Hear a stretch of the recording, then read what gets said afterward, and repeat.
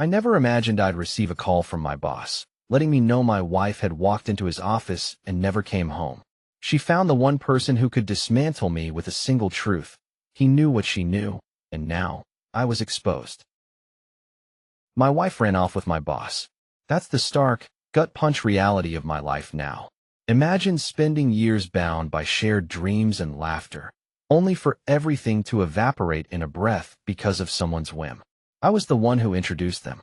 I secured her the job that would eventually become the gateway to my betrayal and despair. It sounds like a grotesque joke, doesn't it? How do you trust your heart again when the very ones you cherished rip it apart? It's like being stuck in a ceaseless downpour with no shelter in sight. I can't help but relive it, each detail like a shard. It's too vivid to ignore, too painful to forget. But beneath this chaos, an inevitable truth hovers, casting shadows I still fear to face entirely.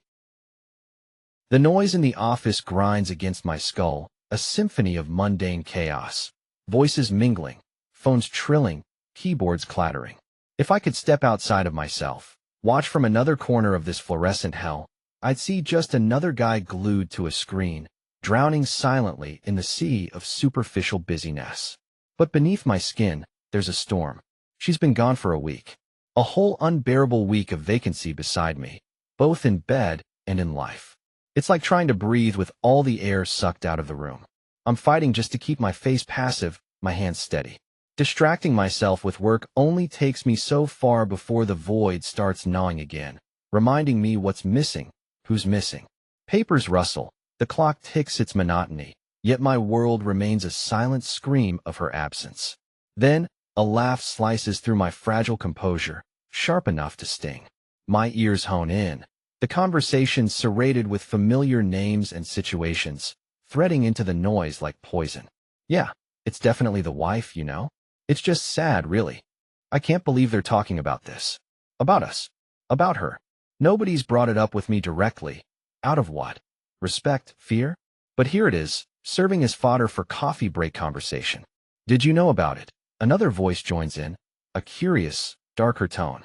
They're all so goddamn interested. I hear shuffling, someone changing position, leaning in conspiratorially. She was practically living two lives, right under his nose. It's brutal. Each word is a knife edge seeping into my skin, twisting. Heat rises in my chest until I'm sure it's written all over my face. This betrayal, this very public dissection of my private hell. Apparently, everyone knew but him. I close my eyes, the weight of those words pressing down until my breath feels like it's being siphoned from my lungs. My fingers curl into fists. I can feel the bite of my nails digging into my palms, a sharpness grounding me amidst the fuzz of disbelief. There's an urge to scream, to stand up and demand silence, demand that they see this room through my eyes, taste the bitterness coating my tongue. But all I manage is to grit my teeth, my jaw aching from the pressure, my eyes burning from unused tears. The laughter fades, replaced by the constant hum of the office once more. I'm left alone at my desk again, pretending to work, to exist, while inside, everything churns. I want to run, to hide, to confront her, but the prison of obligations and the thick, sticky web of shattered trust bind me in place.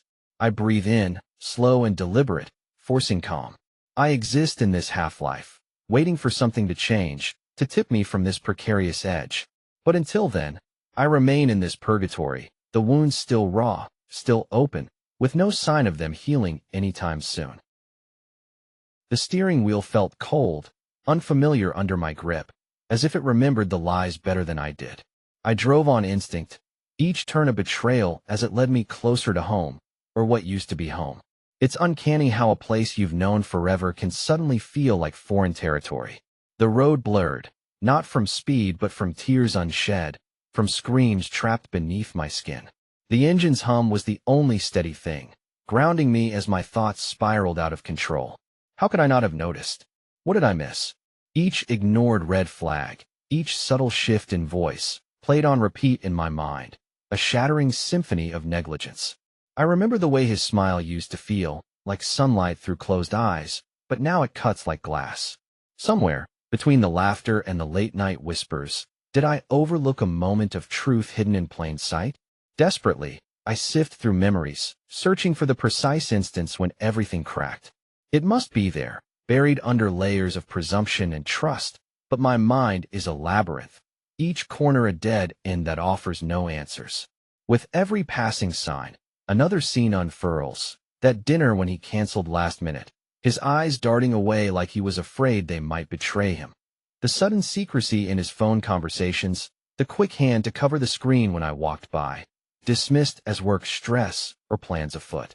Yet, in hindsight, each moment screams its own silent warning, ones I'd ignored in the comforting shroud of ignorance. Sweat dampens my palms, my heart a wild drum in my chest, pounding with an urgency that mirrors my desperation. The world outside the car is a blur of color and motion, insignificant details that offer no solace nor clue. Frantic thoughts dash across my consciousness like birds scattering in the wake of a storm. My throat tightens, words pressing from within, threatening to choke me with the force of their unspoken weight. I can't scream, not now, not when the truth is still slamming against the walls of my mind, resisting definition. There's this unbearable pressure building inside me, a fulsome chorus of disbelief and betrayal that demands release, but I can't find the seams to let it go. The car swerves slightly as another wave of realization crashes over me, but my hands hold steady, knuckles white with conviction. I need to understand, to pinpoint that 1 second where fantasy met reality, and everything I believed stood as unyielding foundation gave way. Each breath I take feels stolen, borrowed against a time when clarity will rip everything apart. In the silence that follows, only the relentless rhythm of the tires on asphalt keeps me tethered, a heartbeat drumming steadily underneath the chaos. Fumbling through the echoes of yesterday, I yearn for resolution or even just a hint, something that can show why everything I knew was nothing at all. But the past offers no such gift. The door swung open to greet me with oppressive quiet, the kind that almost hums in your ear like a cruel joke. It swallowed the house, vast and empty. I hesitated on the threshold, half expecting her to call out from the soft shadows, a mirage of home. My feet moved on their own, dragging me through the spaces we once filled with noise. Each step reverberated, an echo in solitude, until I stood at the brink of our shared world, our bedroom. The air was thick, too thick to breathe without tasting the salt of things unsaid. Before me, the room waited, frozen in time. Everything appeared untouched, yet nothing felt the same. I moved toward the dresser, a magnetic pull, or perhaps gravity in reverse, dragging me to the last place I cared to go. Her scent hung in the air, cruelly gentle, the ghost of laughter that felt like a lifetime ago. I pulled open the drawer. Her scarves lay tangled, conspiring in silence to remind me of her warmth. Digging deeper, I found a crumpled note, her handwriting firm and unmistakable. "Don't forget to smile, love." The words were nothing but sugar-dipped steel now, twisting in my gut as reality pressed against my chest, demanding acknowledgement. I sank onto the bed, clutching the note like a lifeline. Did I miss it? The signs, the tells of an unraveling cord between us? I fought the urge to rewind time, to scrutinize every lingering glance for hidden truths, now exposed and raw. The truth, though, it stared back at me from the shadows, unflinching. The taste of betrayal was bitter on my tongue. It seeped deeper with every breath, every realization surfacing from the depths where I had buried it. The weight of grief settled on my shoulders, heavy but not unfamiliar. An old adversary, now returned with a different face. I was marooned in a world half-formed, her absence stretching the minutes into years. Loneliness sat with me, a silent companion growing louder with each passing heartbeat. Suddenly, the laughter we shared felt more phantom than memory, taunting gray moments into technicolor lies.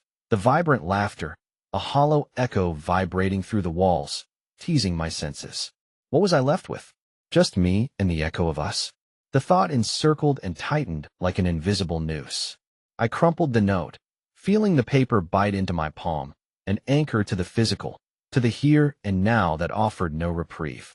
A clock ticked somewhere, its rhythm marching on relentlessly, indifferent to the storm inside. I stood, a tremor of purpose in my limbs, though I barely recognized it.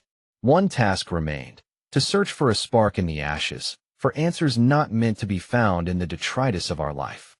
I moved on, drawer by drawer, heart in pieces, hoping to stitch sense from the remnants. In every crevice lay shards of us like puzzle pieces from different sets, impossible to join. Still, I sorted, each discovery another small death.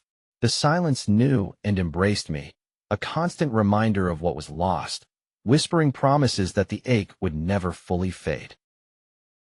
The morning light slinks through the blinds, and I can feel the world stirring, its hum vibrating through my bones. Last night's revelations still pulse beneath my skin like a bruise. I drag myself out of bed, every step heavier with the weight of what I know. Work seems surreal, a place where reality feels suspended, yet I can't escape into its oblivion today. Not with him there. When I arrive, there's the residual chatter of routine, a stark contrast to the chaos within me. My boss stands by the coffee machine, smile stretched across his face like a mask. Each smile feels like a slap, echoing the treachery, taunting the secret that binds us in this unspoken dance. I force my features into a semblance of calm, a facade thin as paper, ready to tear with a single word. His eyes catch mine briefly, a fleeting connection that shouldn't feel meaningful, but it does, like a wave of nausea rolling through me. My fingers twitch in response, the impulse to act, to speak, trapped beneath layers of fear and uncertainty. Confrontation seems absurd, like shouting into the void when the void is staring back with placid indifference. I slide into my desk, the keyboard offering a familiar terrain under my fingertips, yet my mind is elsewhere, frayed ends of thought spiraling into disorder. My eyes flit across the screen, pretended focus while my heart drums a frantic beat. Each task feels like an anchor, dragging me deeper into a sea of repression where the truth lurks, hidden and ugly. The office hums with life, oblivious to the storm brewing beneath my skin. I study my boss with clandestine glances, watching as he moves from desk to desk, spreading geniality like he's planting seeds. Seeds of deception. Each laugh, every glib comment, stokes the fire simmering in my gut. It's a familiar anger now, one that burns with the desire to destroy, to expose. Yet when the silence stretches between us again, I say nothing, paralyzed by the enormity of it all. I imagine the confrontation, words spilling forth, chaotic and unstoppable, yet the fear of the consequences swallows every brave impulse, leaving only resentment behind. His laughter ricochets in the room, a bitter sound, marking every second of my inaction. By lunchtime, my resolve wavers, teetering on the edge of oblivion. I wander the corridors, each step plotting an escape route, though none exist.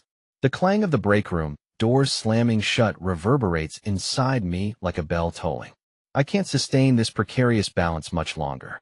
The truth claws at my throat, each beat of my heart like a whisper, urging, cajoling. Around me, life continues its relentless rhythm, unaware of the seismic shifts within my soul. My resolve steels, a silent promise coiling tight, hissing with the promise of an impending storm. Every moment with him feels like penance, each second a trial. I can feel the climax drawing near, inevitability spinning closer, feeding the chaos within. When I pushed open the door to the cafe, the little bell above jingled with a cheerfulness that seemed brutally out of place.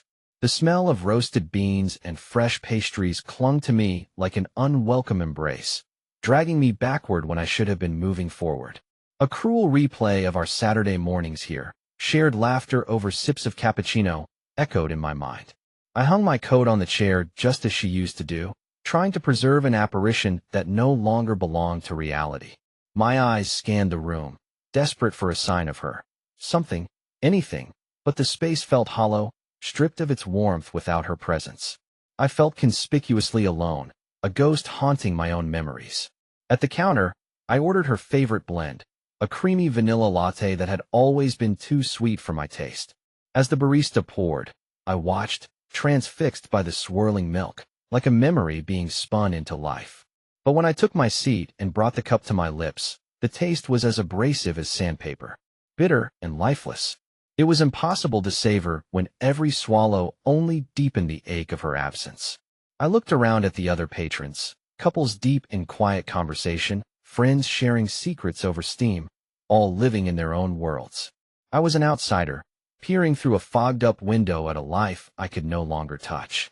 I wanted to scream at them, at how ignorant they were of how fragile these moments were, how easily they could shatter and leave nothing but emptiness in their wake. The chair across from me sat vacant, a stark reminder that no amount of sentimentality could bring her back.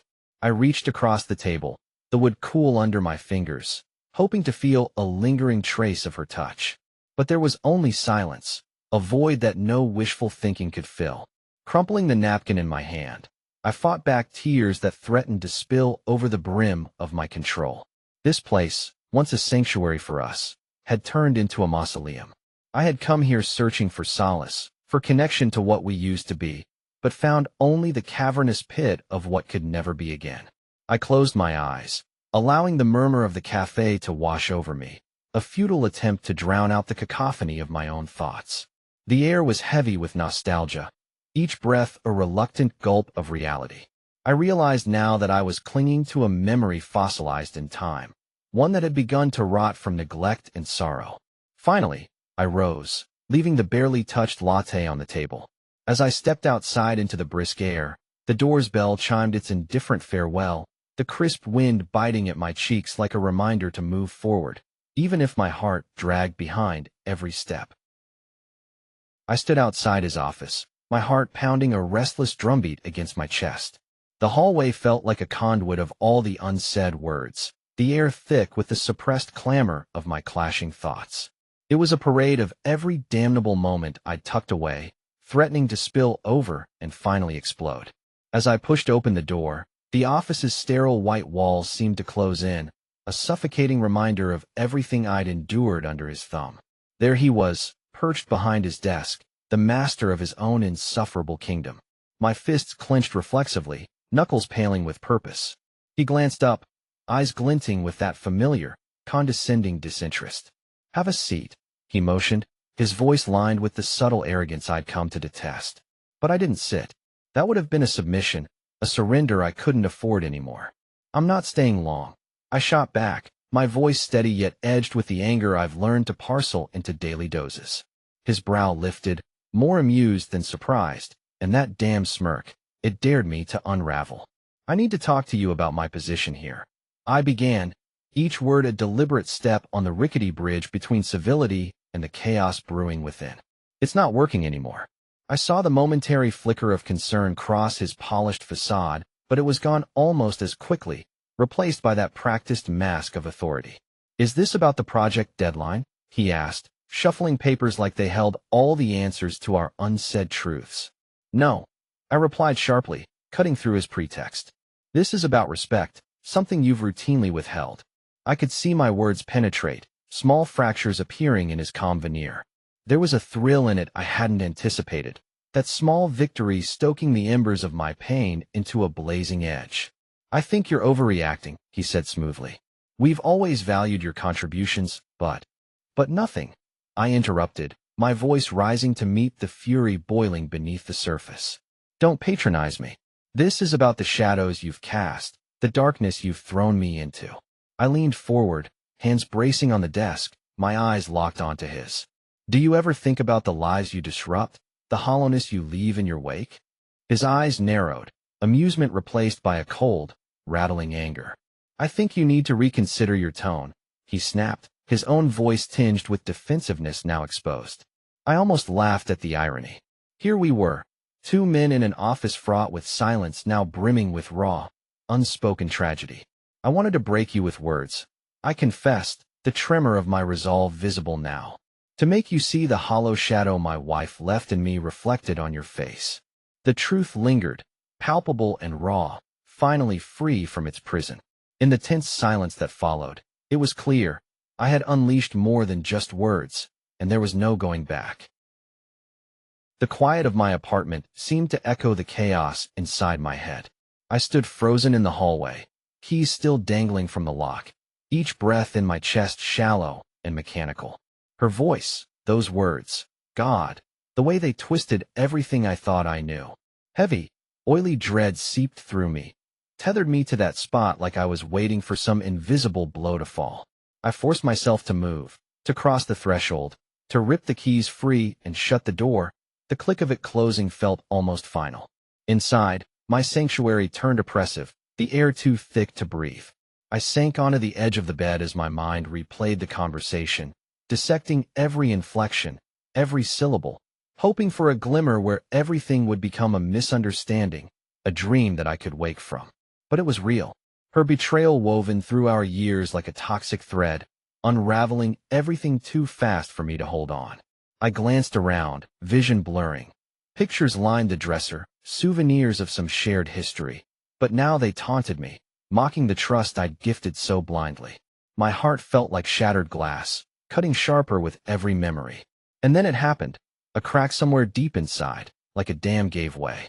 I crumpled forward, face buried in my hands as the first sob tore through me.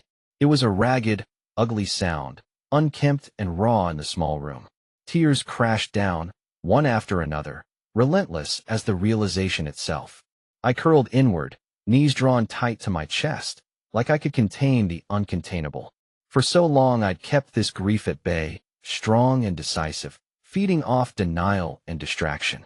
But now, in this silence, I let it in, all the heartache and disillusionment. It was liberating, a terrifying freedom. I clung to the moment, no longer fighting the storm I've been holding at bay. Sounds of my anguish filled the room, echoes bouncing off the walls. My tears stung, trails of warm salt down my cheeks into my swollen eyes. I was a mess of fragmented emotion, bleeding from wounds I hadn't realized were there. The weight of what she'd done, what we had lost, it crushed me, reshaping everything that I was. Finally, inevitably, I surrendered. I let my heart mourn in this unguarded silence. I felt utterly, irrevocably broken. And somehow, in that fractured state, as sobs subsided and tears ran dry, a strange calm began to settle. My chest heaved, exhausted but lighter. I sat there for a long time, staring out into nothing. The room felt both empty and full. Part of me knew this storm wouldn't pass so quickly, that I'd have to rebuild from the ruins. But for now, in this fleeting peace, I just existed, finally listening to the quiet truth of my own heart. The phone felt cold and foreign in my hand, a mocking reminder of the days when bad news was a rarity.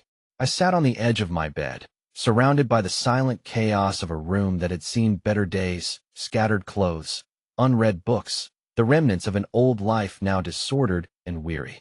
Each ring drummed against my eardrum, a pulse racing against the ghost of a familiar rhythm. The needling thoughts of what I lost pricked at the base of my spine, relentless in their pursuit of my fragile peace. As I dialed his number, the echo of familiarity was a balm, a reminder that life continued beyond betrayal. I thought, the irony not lost on me that it was him, Paul, who knew reaching out for a lifeline meant reaching into the past. But he was the kind of friend who'd seen me through rough patches, the kind of person who'd tell me what I needed to hear, not what I wanted. Hey, it's me.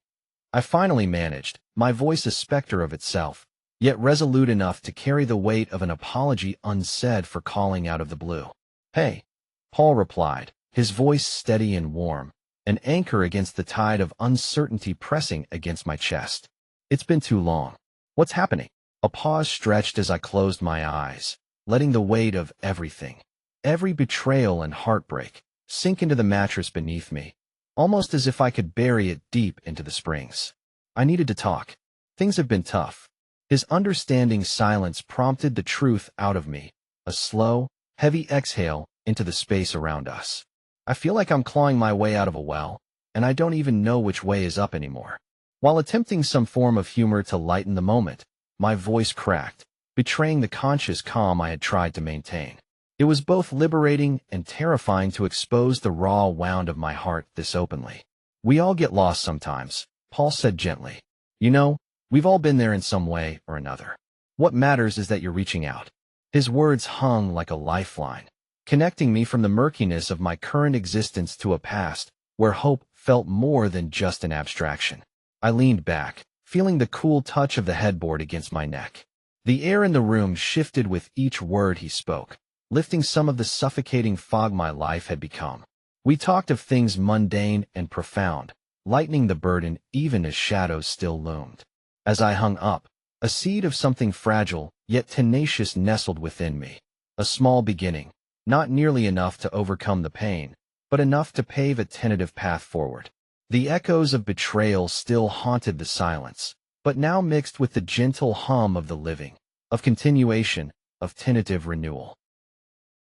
The room felt colder than ever, as if the absence had left a draft that kept slipping under my skin, settling into my bones. The walls, bare now of photos and reminders, echoed my footsteps in the stillness. I stood there, amidst what's left, breathing in memories that no longer held the same weight. Each breath felt like an effort to fill a space that seemed endless, but I knew it was time. Time to confront the emptiness. I sank onto the couch, the familiar creak meeting my ears like an old friend. My hands traced the fabric, lingering over a frayed thread. It had been our favorite spot, and I half expected to turn my head and see your smile, hear your laugh. But all that returned was the hum of the refrigerator, the ticking of a distant clock. It's strange how the past clings, how a place becomes a vessel for what was and no longer is. I closed my eyes, tuning in to the raw silence. In that silence, a whisper grew, insistent, a promise to rise battered, but not broken. There was a thin line dividing pain from strength, and I knew I had to cross it, however faint it might seem now. I stood, my legs unsure at first, but I moved to the window, pulling back the curtains. Sunlight flooded in, harsh but warm, revealing every dust particle in the air like a constellation of tiny, rebellious stars. I'd been living in shadows, both of our making and of my own choice, but this, right now, this was the moment to step back into the light, to reclaim the space around me and what lay within. With each artifact of our life together that I gathered into a box, I felt a small piece click back into place inside me. A photograph where we smiled, unaware of what lay ahead, a picture of beginnings. It went into the box, not as a prisoner of nostalgia, but as a token of lessons learned. The weight of it all seemed less daunting, as if by sorting through the physical remnants, I was clearing a path in my mind, making room for something new. I found myself saying aloud, "I'm still here. I'm still me." My voice cracked, but did not waver. This was my truth, small but fiercely owned, an anchor amid the storm of change. I stepped back, looking over the nearly emptied room. It was merely a room now, stripped of its emotional confines, ready to be filled with whatever I chose next. As I closed the door behind me, it wasn't an end. Not really. It was the beginning, a quiet pact with the universe to keep seeking, to let hope thread its way through the fibers of grief and love and loss. A beginning I could walk towards, bare, raw, but unerringly alive.